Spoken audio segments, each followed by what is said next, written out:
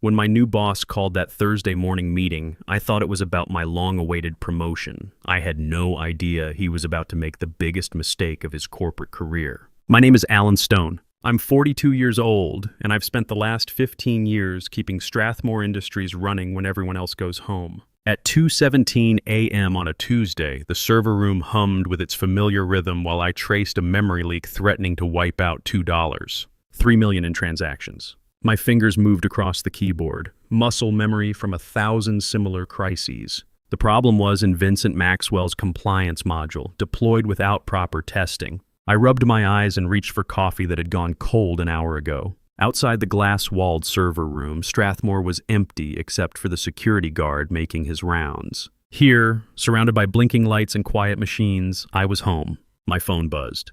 Jake's robot won regionals today. He asked if you watched the live stream. The knot in my stomach tightened. I'd marked Jake's competition in my calendar, set 3 reminders. But when the crisis alert came in, there was no choice. There never was.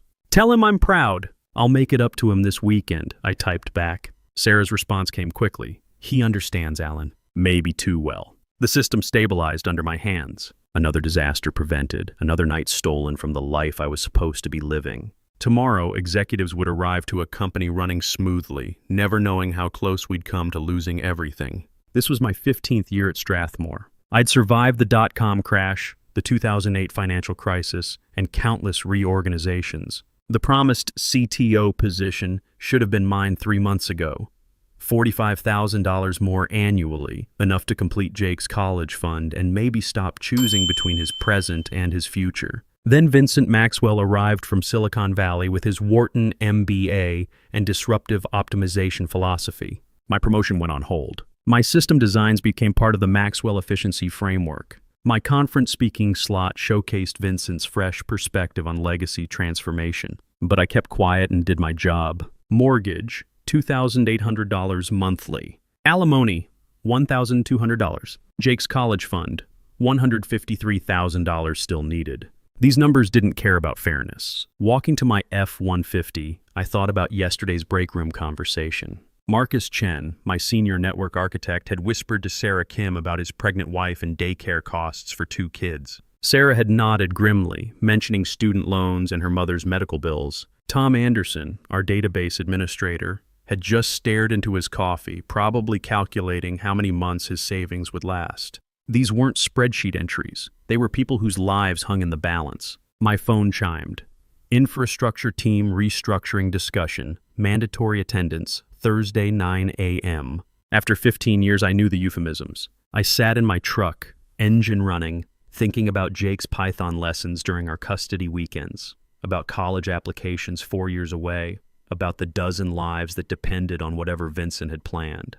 Then I remembered the system I'd built 6 years ago, my insurance policy against exactly this kind of corporate recklessness. The meeting request had been sent, but Vincent's preparation began weeks earlier with what he called efficiency audits. Tom Anderson had a different name for them after Vincent timed bathroom breaks with his Apple Watch. From his corner office overlooking the city, Vincent conducted his analysis with theatrical precision. He wore suits that cost more than most monthly mortgages, drove a Tesla that occupied the premium parking spot, and spoke exclusively in business school buzzwords that managed to sound important while saying nothing. I'd tried giving him the benefit of the doubt initially. Maybe inexperience with technical operations would be balanced by strategic thinking or financial acumen. 3 months of observation had crushed that hope. During our first one-on-one, Vincent asked me to explain the value proposition of redundant infrastructure. Insurance, I said simply. We pay extra for backup systems, so we don't lose everything when primary systems fail.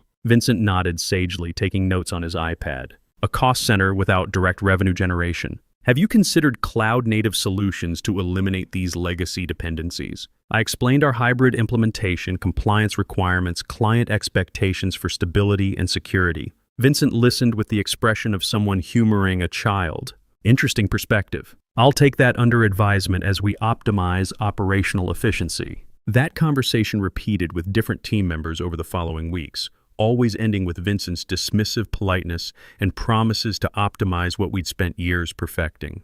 But I noticed something else in those meetings, a flicker of uncertainty in Vincent's eyes when technical details got specific. He'd glance at his notes more frequently, use vaguer language, retreat into safer buzzwords. The breaking point came when Vincent announced plans to migrate our entire database infrastructure to a cloud service that had existed for less than 2 years. What about compliance? Sarah Kim asked during the team meeting. Banking clients require specific security protocols. Legacy thinking, Vincent interrupted with his practiced smile. Modern solutions prioritize agility over rigid compliance frameworks. We must disrupt our own processes before competitors disrupt us. I watched Sarah's face.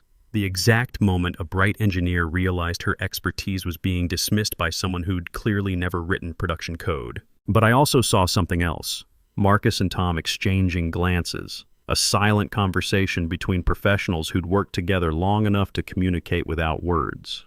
We weren't the only ones recognizing Vincent's limitations. Now Thursday morning, I surveyed the conference room. Marcus stared at his hands, probably calculating daycare costs. Sarah looked pale, thinking about loan payments. Tom's jaw was set in the particular way that meant he was fighting not to speak. But there was something else in their postures, a resigned readiness, like soldiers who'd accepted they were walking into a battle they couldn't win. Vincent stood at the head of the table, adjusting cufflinks with deliberate precision. His PowerPoint was loaded with colorful charts and stock photos of diverse business people pointing at things. Today marks historic transformation for Strathmore Industries, he began, clicking to a slide titled Operational Excellence Through Strategic Optimization. We're evolving from legacy infrastructure management to AI-driven cloud-first operations. My pen cracked in my grip. I'd heard enough corporate speak to recognize the setup. Vincent wasn't here to improve anything. He was here to cut costs and claim credit, regardless of consequences. Effective immediately, Vincent continued, advancing to a slide dominated by a red 50%. We're implementing comprehensive workforce optimization, reducing infrastructure personnel by 50% while maintaining operational excellence through automation and strategic outsourcing. The silence was suffocating. Half the team that had built and maintained systems handling hundreds of millions in client transactions. My mind raced through implications. Without Marcus, who would handle network architecture connecting 17 client systems? Without Sarah, who would maintain DevOps pipelines that had reduced deployment errors by 94%? Without Tom, who would manage database optimizations that had cut query times in half? I understand this seems dramatic, Vincent said, understanding nothing. But modern companies don't need armies of server babysitters. We need agile teams leveraging cloud-native solutions and artificial intelligence to eliminate human error. Server babysitters. 15 years of 60-hour weeks, midnight emergencies, weekend calls preventing disasters worth millions, reduced to babysitting. But as Vincent continued explaining transition timelines and optimization metrics, my anger crystallized into something colder. Calculation. Vincent had just triggered something he couldn't know about. Something I'd built 6 years ago during the last time someone tried optimizing critical systems without understanding them. Sarah Kim raised her hand tentatively. The compliance requirements for our banking clients will be handled through automated governance protocols. Vincent cut her off. Sarah, I appreciate your attention to detail, but we need to think bigger picture here. I watched Sarah's face flush. She'd spent 2 years developing those compliance frameworks, working with federal auditors to ensure we met every requirement. Now Vincent was dismissing her expertise with a wave of his hand. Marcus Chen leaned forward. What about the network segmentation protocols? Those took 18 months to implement and test. Marcus, I understand change can be uncomfortable, Vincent said with false sympathy. But holding on to legacy implementations prevents us from embracing transformative solutions. Tom Anderson finally spoke up, his voice carefully controlled after 15 years of institutional knowledge being reduced to buzzwords. Have you reviewed the disaster recovery procedures? Because if we lose half the team... Tom, Vincent interrupted with a patronizing smile. Disaster recovery in cloud-native environments is handled through automated failover systems. We don't need manual procedures when we have artificial intelligence managing our infrastructure. I realized Vincent didn't understand that the artificial intelligence he kept mentioning was just software that still needed human beings to configure, monitor, and fix when it inevitably broke down. Questions? Vincent's final slide appeared. Nobody spoke, the decision was made. This wasn't discussion, it was notification. I walked calmly back to my office while colleagues whispered frantically in hallways. My hands were steady, breathing controlled. While panic began spreading, I sat at my computer and opened a terminal window. The Sentinel protocol had been waiting 6 years for this moment. During the 2018 security breach that nearly destroyed our reputation with banking clients, I realized the company's biggest vulnerability wasn't external hackers. It was internal decisions by people who didn't understand the systems they controlled. So I created insurance, buried deep in infrastructure monitoring code where only a systems architect would look. The system was elegantly simple.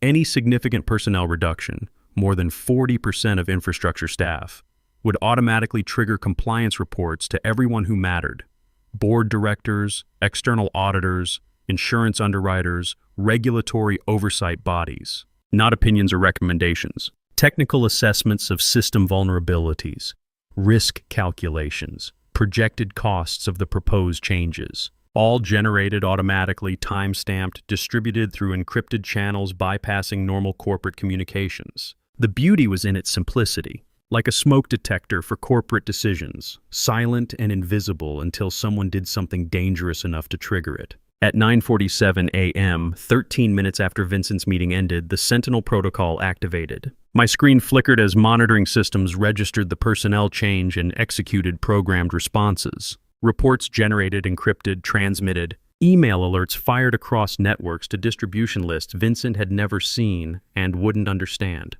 Patricia Wells received a 37-page technical analysis of infrastructure vulnerabilities. Our insurance underwriter got risk assessments triggering automatic policy reviews. External auditors received detailed regulatory exposure projections. All documented, time-stamped, legally admissible. I leaned back and allowed myself a small smile. Vincent thought he'd been clever, timing his announcement late in the week to limit pushback. But he'd just handed me everything needed to prove what 15 years taught me. Systems thinking beats buzzword thinking. Phone calls started at 11:15 a.m. I could hear Vincent's voice carrying down the corridor, notably different from his usual confidence. "Sir, this is strategic workforce optimization," he said, pitched higher than normal. "Temporary operational adjustment for long-term efficiency gains." But calls kept coming. The CFO demanding cost projections Vincent hadn't prepared. Legal asking about regulatory implications Vincent hadn't considered. Board members who hadn't spoken to Vincent since his hiring suddenly interested in technical details. Marcus stopped by my office around noon. My wife called. "Contractions started this morning. I need to leave, but with everything happening..." "Go," I said without hesitation. "Family first. I'll handle anything urgent." "Thanks, Alan. I don't know what's going to happen to any of us." "We'll figure it out. Take care of your family." As Marcus logged off, I realized Vincent's optimization was already causing casualties. People too stressed to think clearly, too scared to make good decisions, too focused on survival to do their jobs effectively. My phone rang. Patricia Wells, direct line. "Alan," she said without preamble, "I've got some very concerning reports about infrastructure vulnerabilities in my inbox. Vincent says this is routine operational adjustment, but our insurance company is threatening to suspend our cyber liability coverage. I need someone who understands these systems to explain what's actually happening here." I chose my words carefully. "I can provide technical analysis, Patricia, but I should mention I'm directly affected by proposed changes, so you might want to consider whether I'm the right person for objective information. Right now, you're the only person I trust to tell me the truth," she said. "Can you be in my office at 2 o'clock? I'll be there." Looking around my office, 15 years of accumulated knowledge, technical manuals, compliance documentation, vendor contact lists, emergency procedures existing nowhere but in my head and handwritten notes. I realized half of Strathmore's institutional memory sat in this room. Vincent wanted to eliminate it for quarterly cost savings. Sarah messaged me, LinkedIn exploding with warnings about Strathmore. Someone leaked Vincent's presentation, getting ugly fast. I opened LinkedIn and found the post. Screenshots of Vincent's presentation with commentary attracting hundreds of industry comments. This is what happens when MBAs try optimizing critical infrastructure without understanding what they're optimizing, one CTO wrote. I've seen this pattern before. It never ends well. A principal engineer from a major consulting firm added, "Any company cutting infrastructure staff 50% while claiming to maintain operational excellence is lying to themselves or their clients. Probably both." The thread gained momentum with IT professionals sharing horror stories about optimization initiatives leading to security breaches, system failures, regulatory fines, Vincent's grand gesture was becoming a real-time cautionary tale. Time for facts. Patricia Wells had been a systems engineer before becoming a venture capitalist, then board member. Her office reflected that background, clean, organized, with technical books that looked red rather than decorative. She was reviewing documents when I arrived, reading glasses perched as she flipped through what looked like the Sentinel Protocol's risk assessment. "Sit down, Alan," she said without looking up. "I've been reading about critical infrastructure vulnerabilities and regulatory compliance exposure for 2 hours. Help me understand what Vincent actually proposed." I opened my prepared portfolio. Short version, he wants to cut our infrastructure team in half while maintaining the same service levels for clients who pay premium prices specifically for our reliability and security. Long version, technically possible, but only if everything goes perfectly, all the time, forever. Which isn't how critical systems work. Patricia set down the report and looked at me directly. Explain that like I'm still an engineer, not a board member. I pulled out a network diagram. Current infrastructure. 17 client systems, each with specific compliance requirements, security protocols, performance guarantees. We maintain 97% uptime because we have redundant systems and experienced people who respond to problems before they become disasters. Second diagram, Vincent's proposed infrastructure. Same client systems, same performance guarantees, but half the monitoring staff and most redundancy eliminated for cloud services and automation. What's wrong with automation? Nothing, when properly implemented and maintained. But automation doesn't replace human judgment, it amplifies it. If automated systems are designed by people who don't understand underlying infrastructure, you get automated failures instead of manual ones. Patricia studied the diagrams. Specific example, last Tuesday, Vincent's team pushed a compliance module into production without proper testing. Memory leak crashed our primary database server at 2 a.m. Automated monitoring caught the failure, but human intervention diagnosed the cause and implemented fixes. Under Vincent's structure, we wouldn't have had anyone available for that kind of emergency response. What would have happened? Best case, 6 to 8 hours downtime while Vincent's outsourced support team tried diagnosing a system they didn't design and couldn't properly access. Worst case, losing a day's transaction data worth $2.5 million. Patricia made notes in the margins. Vincent showed the board impressive cost savings projections. 15% operational expense reduction, improved efficiency metrics. Those projections assume everything works exactly as planned, I said. But infrastructure isn't theoretical. When systems fail, and they will, you need experienced people who understand how to fix them quickly. That experience costs money, but it's insurance against much larger costs. I pulled out another document. 3 years ago, a competitor tried similar optimization. Cut infrastructure team 60%, moved everything to automated cloud management. Within 6 months, 2 major security breaches and compliance violations costing their largest client and resulting in federal fines. I slid the document across. The infrastructure team they eliminated cost $800,000 annually. The problems that elimination caused cost $47 million.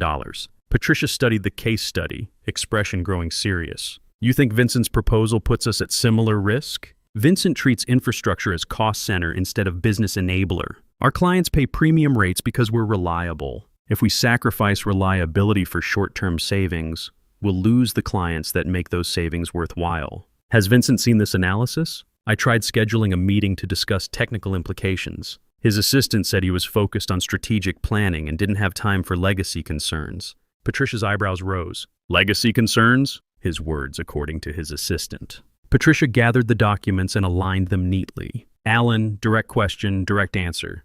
If we implemented Vincent's proposal as outlined, what would be the most likely outcome? I considered carefully. Short term, it would look successful. Costs down, metrics improved, executives happy. But infrastructure problems compound over time. 6 months, maybe a year, we'd start seeing system failures we couldn't diagnose quickly enough, security vulnerabilities we couldn't patch fast enough, compliance issues we couldn't resolve before they became violations. And then, we'd spend far more fixing emergency problems than we ever saved eliminating the people who could have prevented them.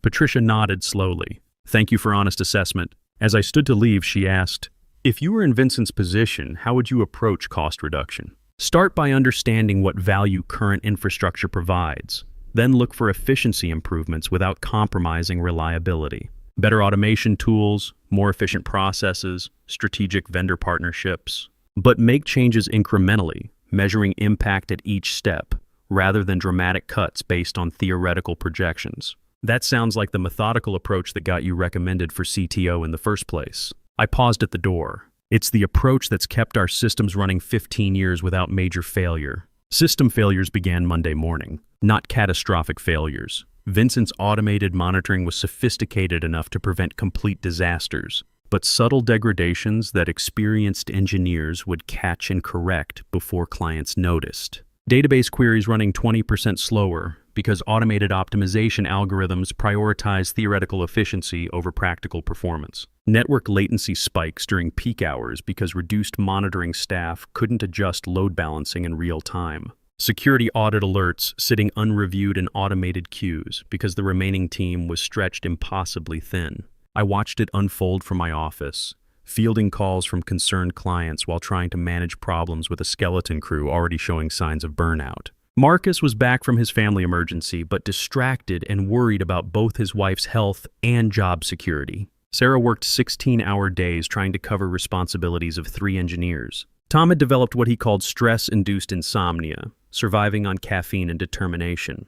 Tuesday brought the first client complaint. ChemCorp's CTO called me directly, bypassing normal support channels. Alan, we're seeing performance issues with transaction processing. Response time's up 40% from last month. Our CFO has questions I can't answer. I pulled up ChemCorp's system metrics while keeping my voice professionally neutral. I can see the latency you're referring to. Recent infrastructure changes are affecting optimization algorithms. I'm working on a fix. Infrastructure changes? What kind?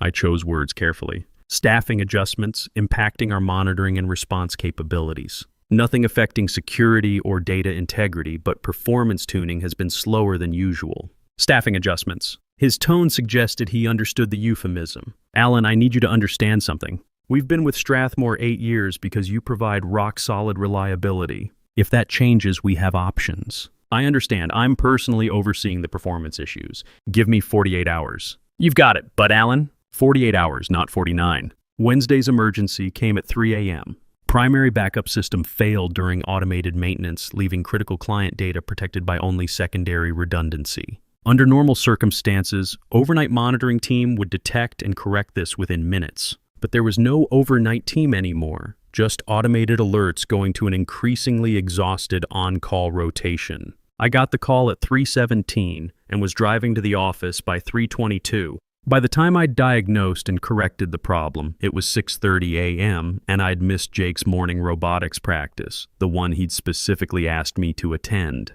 I called him from the parking garage. Hey buddy, sorry I missed practice. Emergency at work. It's okay, Dad. I know your job is important. It is important, but you're important too. How about breakfast before school? I already ate. Mom made pancakes. I heard the resignation in his voice.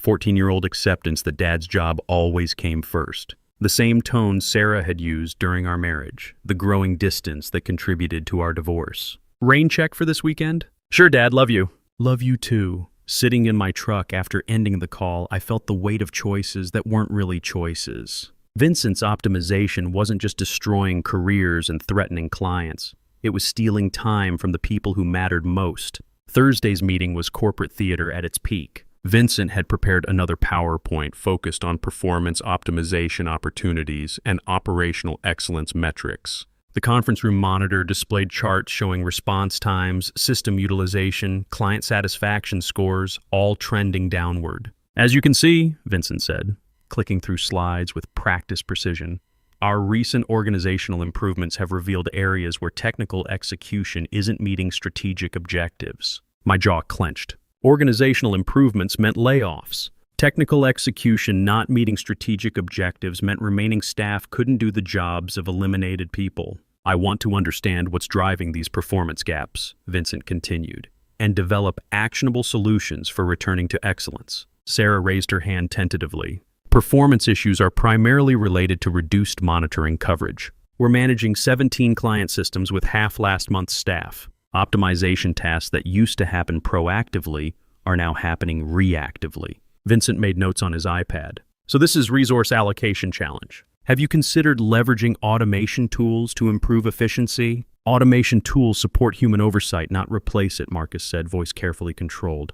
When automated systems encounter problems they weren't programmed to handle, they need human intervention. With reduced staffing, those interventions take longer. Interesting perspective, Vincent said with disinterested interest. Tom, you manage database systems. What's your assessment of optimization opportunities? Tom leaned forward, 15 years of knowledge evident. Database performance issues relate directly to the compliance module your team deployed without proper testing. It created memory leaks that compound over time. Under normal circumstances, we'd have caught and fixed this during development. But with compressed timelines and reduced oversight, I appreciate feedback, Vincent interrupted, but I'm more interested in forward-looking solutions than backward-looking blame assignment. What can we do differently going forward? I'd heard enough. Vincent, the problems we're discussing aren't mysterious technical failures. They're predictable consequences of reducing critical staffing without adjusting performance expectations. If you want specific solutions, either restore adequate staffing or reduce client commitments to match current capacity. The room went quiet. Vincent's practiced smile faltered before reasserting itself. That's certainly one perspective, Alan, but I'm confident that with the right efficiency optimization approach, we can maintain client commitments while operating with our current staffing model. Based on what evidence? Industry best practices and proven methodologies for infrastructure modernization. Can you cite specific examples of companies that successfully implemented similar reductions without service quality impact? Vincent's smile strained. I think this detailed technical discussion might be better suited for a separate meeting. Right now, I want to focus on immediate action items for performance improvement. I realized Vincent either didn't have examples or didn't understand why examples he might have weren't applicable. Either way, it confirmed my suspicion. Vincent's confidence was based on theory rather than experience. But watching his expression more carefully, I saw something else. For just a moment, when I'd asked for specific examples, Vincent's eyes had widened slightly. Not defiance, but genuine surprise that someone would challenge his assumptions. He'd been operating in an environment where his MBA credentials and buzzwords went unquestioned. The idea that someone might demand evidence was foreign to him. The meeting continued for another 20 minutes, with Vincent assigning action items, essentially requesting remaining staff work longer hours to compensate for reduced team size. No additional resources, no adjusted timelines, no acknowledgement that problems were structural rather than individual. My phone chimed. Emergency board call tomorrow 10 a.m. Your attendance requested. But what Vincent didn't know was that the real confrontation was just beginning. The emergency board meeting convened in the executive conference room with its polished mahogany table and wall-mounted displays showing real-time company metrics. I arrived 15 minutes early, reviewing notes and preparing for what might be the most important conversation of my career. Patricia Wells entered at 9:55, followed by 3 other board members I recognized but had never met personally. Vincent arrived last, carrying his iPad and wearing his characteristic confident expression, though I noticed his hands weren't quite steady. Let's get started, Patricia said without preamble. We've called this meeting to review the Infrastructure Optimization Initiative and its operational performance impact. Vincent, would you provide an overview of your assessment? Vincent launched into a presentation I'd seen variations of multiple times. Cost savings achieved, efficiency metrics improved, strategic positioning enhanced. It was polished, professional, and completely disconnected from what was actually happening to the company's systems. The temporary performance adjustments we're seeing are entirely within expected parameters for organizational transition of this magnitude, Vincent concluded. I'm confident our optimization approach will deliver sustained value once the transition period completes. Patricia nodded, then turned to me. Alan, you've managed these systems 15 years. What's your assessment? I opened my portfolio and distributed client communication logs, system failure reports, response time analyses. Monday, ChemCorp experienced 40% increased transaction processing time.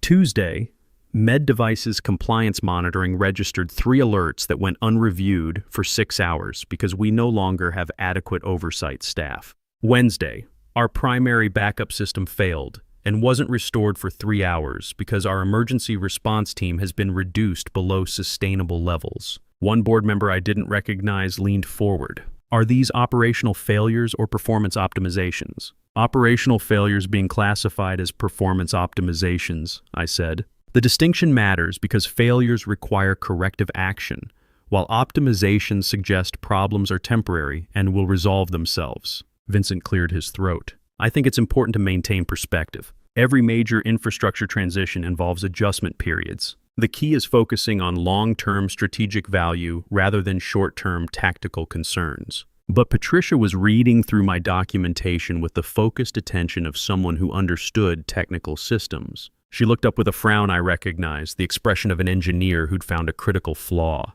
"Vincent," she said, "our insurance underwriter threatens to suspend cyber liability coverage unless we demonstrate adequate monitoring and response capabilities. Our largest client gave us 48 hours to resolve performance issues, or they'll evaluate alternative providers. These don't sound like tactical concerns. And I believe we can address both issues through improved efficiency protocols," Vincent said. "Sometimes stakeholders need reassurance about changes they don't fully understand." I felt something snap inside me. Vincent, Chemcorp's CTO, has been implementing enterprise infrastructure for 23 years. Med Devices Compliance Officer, worked for the FDA before joining their company. These aren't stakeholders who don't fully understand. They're experts who recognize system degradation when they see it. "That's an interesting perspective," Vincent said, his tone carrying the first hint of defensiveness I'd heard. "But I think—" "What do you think will happen," I interrupted, "when we lose insurance coverage and our largest client in the same week?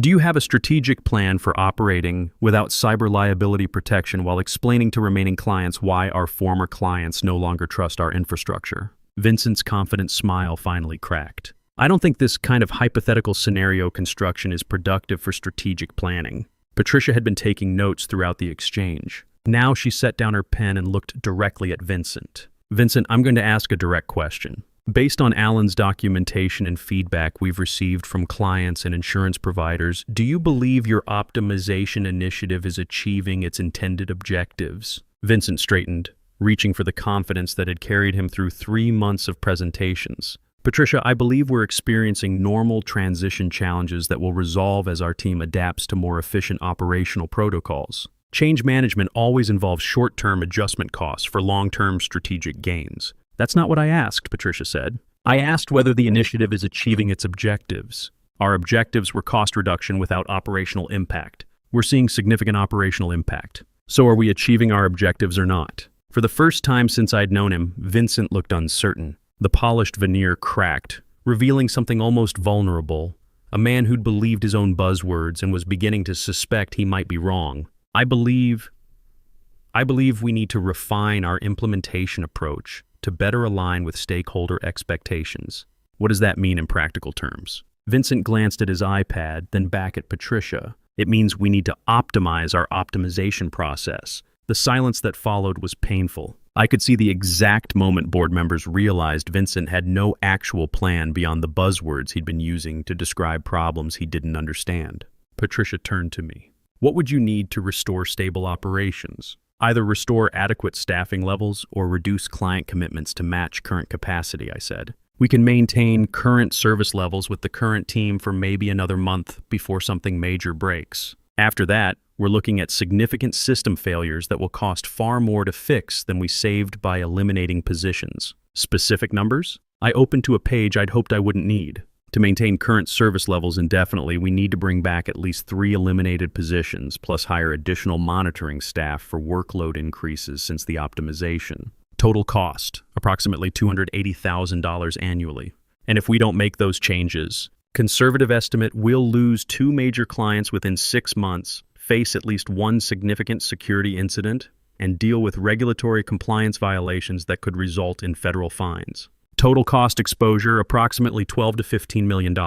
Vincent found his voice. "Those projections seem extremely pessimistic. I think with proper process optimization—" "Vincent," Patricia interrupted, "what specific technical experience do you have with enterprise infrastructure management?" The question hung like a blade. Vincent's MBA credentials, strategic planning experience, business development background, none qualified him to understand the systems he'd been hired to optimize. "I bring a fresh perspective to operational challenges approached the same way for years," Vincent said finally. "Sometimes expertise can become a limitation when it prevents innovative thinking." I almost felt sorry for him. Vincent genuinely believed ignorance was an advantage, that not understanding something made him more qualified to fix it than people who'd spent decades learning how it worked.